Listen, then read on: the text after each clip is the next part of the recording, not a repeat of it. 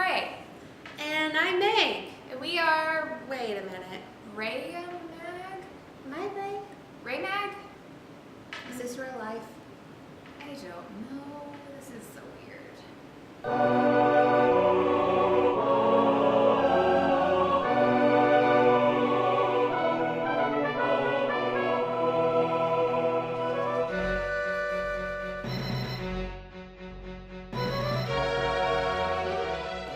Hi, today we are talking crossover books, and that is why we've swapped places, because I'm going to talk about adult books and Meg is going to talk about teen books. Yeah.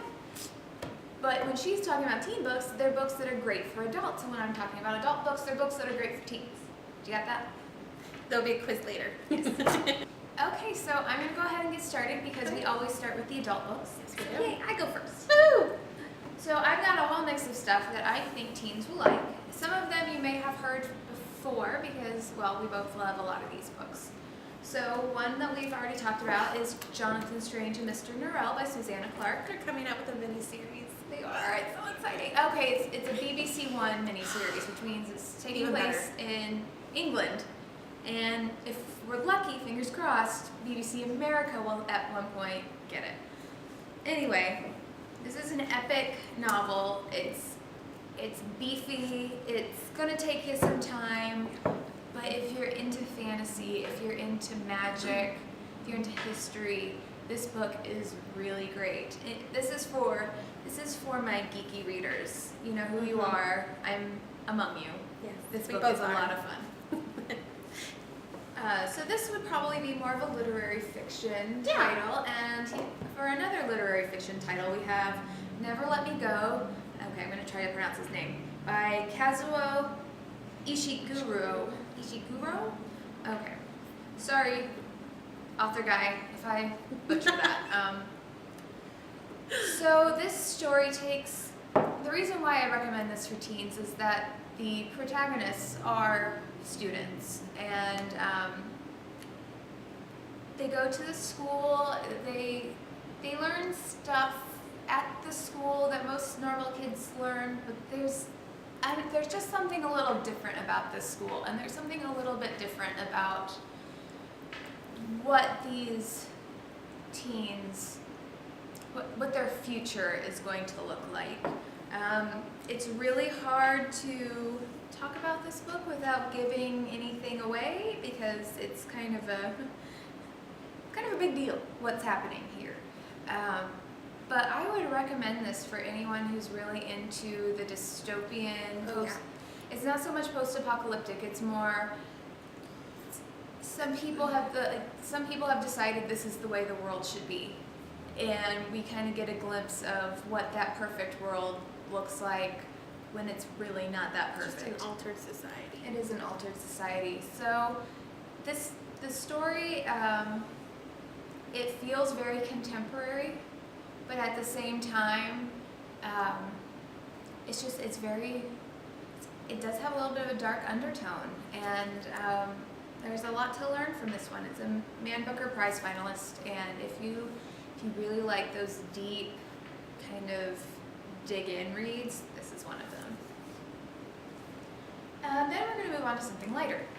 One of my favorite authors is Sarah Addison Allen, and she writes magical realism novels. All of her books take place in a really beautiful North Carolina mountain town. Her novels are pretty much separate. I think one of them had a little slight crossover, but not much. So you can read them all individually.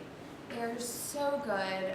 And magical realism, that's where, okay, yeah, you have magic involved, but it just feels so natural to the place and the story. It's not like Hogwarts and Harry Potter. It's just, there's a little magic just flowing through the whole thing, and it just feels normal. And these are great stories. I kind of hate to categorize it as chick lit, but they're feel-good reads. They're feel-good reads, and these are great books to like just curl up by the fire with your blanket and your cocoa and just fall into them. They're amazing. I love them.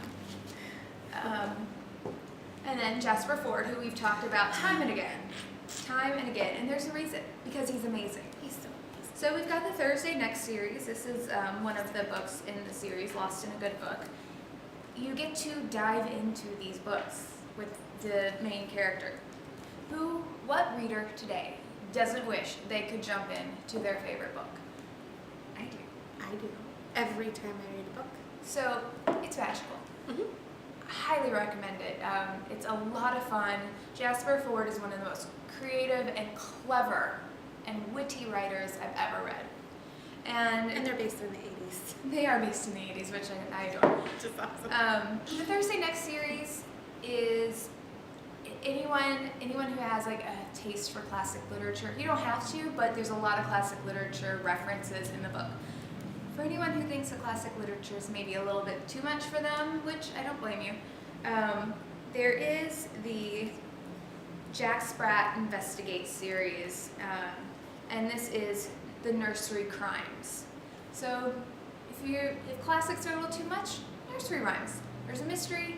Jack Sprat works with Mary Quite Contrary, and they solve mysteries, particularly, I think the first one involves a little Humpty Dumpty action. I think he was murdered, something like that. It's been a while since I read it, but I mean, he got pushed. Was he pushed? I don't know. I don't know. Huh? It's a mystery. And then I got so many, but it's my one chance to talk up adult books. So this is one of my all-time favorite series. It's the Chronicle of Elantra series by Michelle Segara. The first book is Cast in Shadow, and it's a fantasy series. It takes place in another world. There are all kinds of like amazing creatures there, and the main character is probably about 20. So that's why I think it's a great crossover book. She ends up having these marks all over her body, and with them comes some like mysterious magical power. And so all the powers that be in this world are kind of looking at her like, what's going on?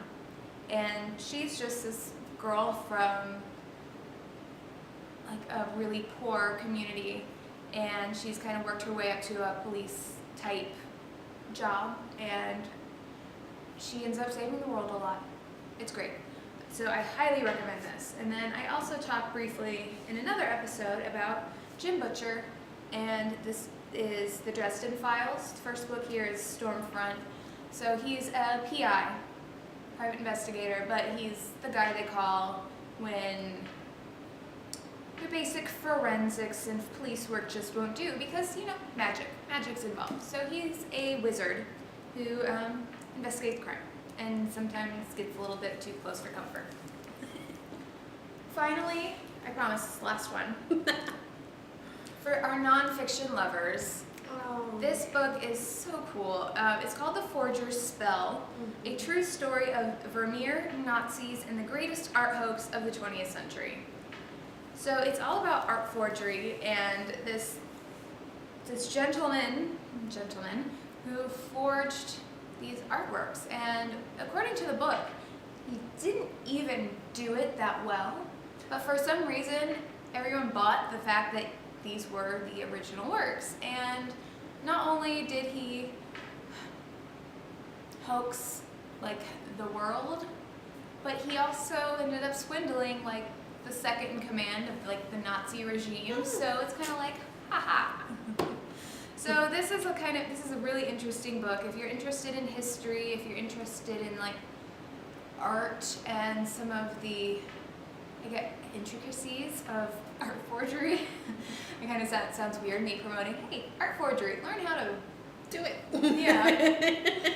But it's a really cool book, and I would highly recommend this to both adults and teens. So that was my hour-long spiel on adult books.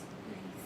What do you have for our adult readers that take I'm teen books? so excited about the teen books. The teen books.